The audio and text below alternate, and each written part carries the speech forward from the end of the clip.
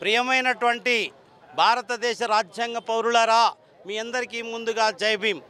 పెద్దలు, గౌరవనీయులు, మా తండ్రి సమానులు, మాకు వెన్నుదన్నుగా నిలబడి మా పోరాటాన్ని మాకు దిక్సూచిగా నిలబడినటువంటి జాతీయ మాల మహానాడు వ్యవస్థాపకులు జి చెన్నయ్య సార్ గారికి కూడా మేము ప్రత్యేకంగా జై భీమ్ తెలుపుతున్నాం. ఖచ్చితంగా రేవంత్ రెడ్డి గారికి ఒక డెడ్ లైన్ పెడుతున్నాం. నవంబర్ 26వ తారీఖు లోపల భారత రాజ్యాంగాన్ని 6వ తరగతి నుండి 10వ తరగతి వరకు ప్రత్యేక సబ్జెక్టులుగా పాఠ్యాంశాలలో పెట్టకపోతే ఖచ్చితంగా నవంబర్ 26వ తేదీన ఆమరణ నిరాహార దీక్షకు ఇదే ఇందిరా పార్క్లో కూర్చుంటామని, ప్రాణాలను వదిలేస్తామని చెప్పేసి రేవంత్ రెడ్డి గారిని రిమైండ్ చేస్తున్నాం. మా ప్రాణాలు కావాలా, ఈ ప్రజలకు రాజ్యాంగాన్ని అందిస్తావా, ఇదే స్లోగన్తో మేము ఆ రోజు కూర్చుంటామని చెప్పేసి రేవంత్ రెడ్డి గారికి డెడ్లైన్ చేస్తూ ఈ కార్యక్రమంలో ఖచ్చితంగా తెలంగాణ సామాజిక ప్రజా సంఘాలు, ముఖ్యంగా జాతీయ మాల మహానాడు, ఎంఆర్పిఎస్, కుల సంఘాలు, ప్రజా సంఘాలు, విద్యార్థి సంఘాలు, మహిళా సంఘాలు అన్నీ కూడా సంపూర్ణంగా మద్దతు ఇచ్చినాయి. ఈరోజు సక్సెస్ కావడానికి కూడా ఇందిరా పార్క్లో అన్ని ప్రజా సంఘాలు దీనికి మద్దతు ఇవ్వడం వల్లే సక్సెస్ అయిందని చెప్పేసి వచ్చినటువంటి ప్రతి కార్యకర్తకు, వచ్చినటువంటి ప్రతి సంఘ నాయకుడు, అతిరథ మహారథులందరికీ జై భీమ్ మహాసేన, మానవ హక్కుల పరిరక్షణ కమిటీ, జాతీయ కమిటీ, తెలంగాణ రాష్ట్ర కమిటీ, ఆంధ్రప్రదేశ్ కమిటీ సంపూర్ణంగా వారికి శుభాకాంక్షలు తెలుపుతూ, మా మరణమా భారత రాజ్యాంగమా అని చెప్పి రేవంత్ రెడ్డికి సవాల్ ఇసురుతూ జై భీమ్, జై భీమ్, రాయాలి భారత రాజ్యాంగాన్ని పాఠ్యాంశంగా, చేర్చాలి భారత రాజ్యాంగాన్ని పాఠ్యాంశంగా. జై భీమ్, జై భీమ్. మిత్రులారా, మీ అందరికీ సామాజిక ఉద్యమాభివందనాలు. జై భీమ్, జై తెలంగాణ. ఏదైతే జై భీమ్ మహాసేన రాజ్యాంగాన్ని 6వ తరగతి నుంచి 10వ తరగతి వరకు పాఠ్యాంశంగా చేర్చాలని అనేక సంవత్సరాల నుంచి ఏదైతే పోరాటం చేస్తూ ఉందో నా సంపూర్ణమైనటువంటి మద్దతును తెలియజేస్తూ ఉన్నాను. ప్రభుత్వం తక్షణమే ఇప్పుడు మీ దృష్టికి తీసుకొని వచ్చింది. గతంలో కూడా చాలా వేదికలలో, సభలలో, సమావేశాలలో కరపత్రాలు పంచడము, ఈ తెలంగాణలో ఉన్నటువంటి మేధావులతో చర్చించడము, పాటలు పాడడము, రాయడము, రకరకాల వేదికలలో పలు సందర్భాలలో కూడా పాఠ్యాంశంగా రాజ్యాంగాన్ని చేర్చాలని ఎప్పటి నుంచో అంజన్న పోరాటం చేస్తూ ఉన్నాడు. 100కు 200% పాఠ్యాంశంలో భారత రాజ్యాంగాన్ని చేర్చాల్సిందే. నా సంపూర్ణమైనటువంటి మద్దతుని తెలియజేస్తా ఉన్నాను. నేను కూడా జై భీమ్ మహాసేనలో ఒక సభ్యుడినే. అంజన్న మాకంటే పెద్దవాడే, మాతో కలిసి పనిచేసినటువంటి వారు. ఎవరు ఏ లైన్ మీద పనిచేసినప్పటికీ కూడా ఇది ప్రజలకు ఉపయోగపడేటువంటి మంచి పని కాబట్టి ప్రభుత్వం తక్షణమే ఈ భారత రాజ్యాంగాన్ని పాఠ్యాంశంగా చేర్చాలని డిమాండ్ చేస్తాం. సోదరులారా, ఈరోజు జై భీమ్ మహాసేన మానవ హక్కుల పరిరక్షణ కమిటీ ఆధ్వర్యంలో మరి భారత రాజ్యాంగ పాఠ్యాంశ దీక్ష కార్యక్రమాన్ని ఇందిరా పార్కులో మరి జై భీమ్ మహాసేన రాష్ట్ర అధ్యక్షులుగా గట్టా అశోక్, జాతీయ అధ్యక్షులుగా రాజ్యాంగ అంజన్నగా మరి మేము ఈ కార్యక్రమాన్ని ఇక్కడ ఇందిరా పార్కులో కొనసాగిస్తున్నాం. గత సంవత్సరం నుంచి ఎన్నో పోరాటాలు, ఎన్నో ఉద్యమాలు చేస్తూ భారత రాజ్యాంగాన్ని 6వ తరగతి నుంచి 10వ తరగతి వరకు పాఠ్యాంశంలో ప్రత్యేక సబ్జెక్టుగా చేర్చాలని, ప్రతి పౌరునికి, భారతదేశంలో ఉన్న ప్రతి పౌరురాలికి భారత రాజ్యాంగం విలువలు, విశిష్టతలు తెలియాలి, వాళ్ళకు అందాలనే దృఢ సంకల్పంతో నవంబర్ 26 నాడు భారత రాజ్యాంగం దినోత్సవం కాబట్టి ఆ రోజు డెడ్లైన్గా మేము ఆ రోజు వరకు ఈ పిలుపు తెలంగాణ ప్రభుత్వం రేవంత్ రెడ్డి పిలుపు ఇవ్వకపోతే మళ్ళా మేము అమర నిరాహార దీక్షకు కూడా ఈ ఇందిరా పార్క్ దగ్గర చేస్తామని మరి అందరికీ తెలియజేస్తూ సెలవు తీసుకున్నాను. జై భీమ్. ఏంటి సార్ ఈ కాన్స్టిట్యూషన్ అవేర్నెస్, ఈ కాన్స్టిట్యూషన్ పాఠ్యాంశంలో పెట్టాల్సిన అవసరం ఏముంది? కాన్స్టిట్యూషన్ అనేది దేశాన్ని నడపడానికి ప్రధానమైన భూమిక. రాజ్యాంగం అనేదే రాజ్యాన్ని నడపడానికి ఒక అంగంగా పనిచేస్తుంది.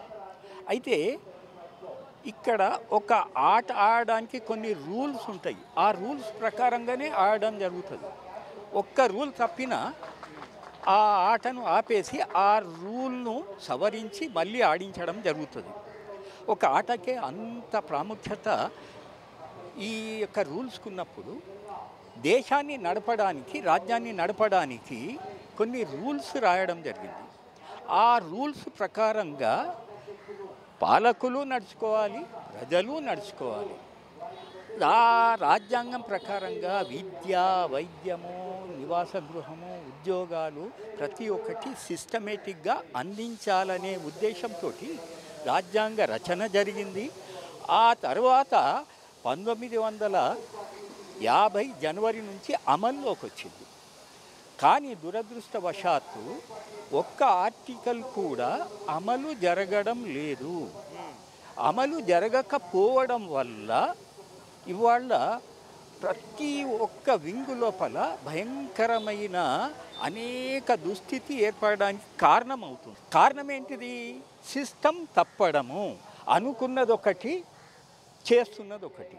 రాజ్యాంగం ప్రకారంగా పరిపాలన చేస్తాము అని చెప్పి రాజ్యాంగం మీద ప్రమాణం చేసి ఆ తర్వాత పరిపాలకులు వాళ్ళ ఇష్టం వచ్చినట్టు పరిపాలన చేయడం వల్ల భయంకరమైన పరిస్థితి ఒకటి. రెండోది, ఇవాళ రాజ్యాంగంలో ఆర్థిక విధానం, అంబేద్కర్ గారు ఒక ప్రత్యేకమైన సామ్యవాద ఆర్థిక విధానపు మూలాలని ఆదేశిక సూత్రాల లోపల అమలుపరిచే విధానాన్ని పొందుపరచడం జరిగింది.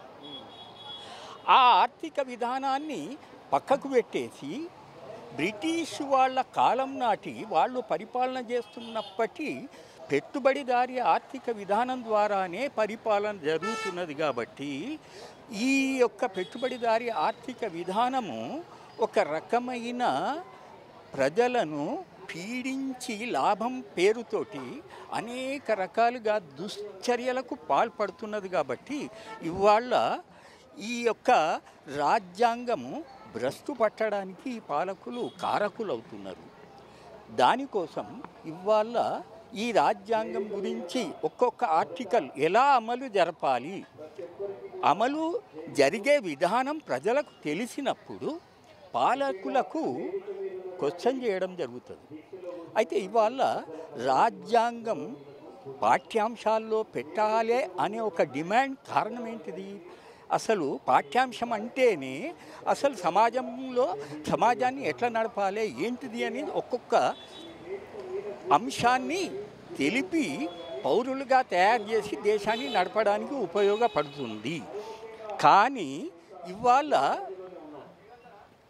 రాజ్యాంగం గురించి తెలియకుండా రాజ్యాంగంలో ఏంటిది, ఏముంది, దాన్ని ఎలా అమలు పరచాలి, దాన్ని అమలు పరిచే విధానాలు తెలపడానికి పాఠ్యాంశాల్లో పెట్టినప్పుడు తప్పకుండా విద్యార్థులు భావి పౌరులుగా మారి దాన్ని అమలు చేసి అంబేద్కర్ గారు పొందుపరిచిన ఆదేశిక సూత్రాల్లో పొందుపరిచిన సామ్యవాద ఆర్థిక విధానాన్ని అమలు చేసి ప్రతి ఒక్కరికి విద్య, వైద్యము, ఉద్యోగం, నివాస గృహం అందే అవకాశం ఏర్పడుతుంది. కాబట్టి పాఠ్యాంశాల్లో పెట్టాల్సిన తప్పనిసరి పరిస్థితి పాలకులకు రప్పించడానికి ఈ సభ నిర్వహించడం జరుగుతుంది.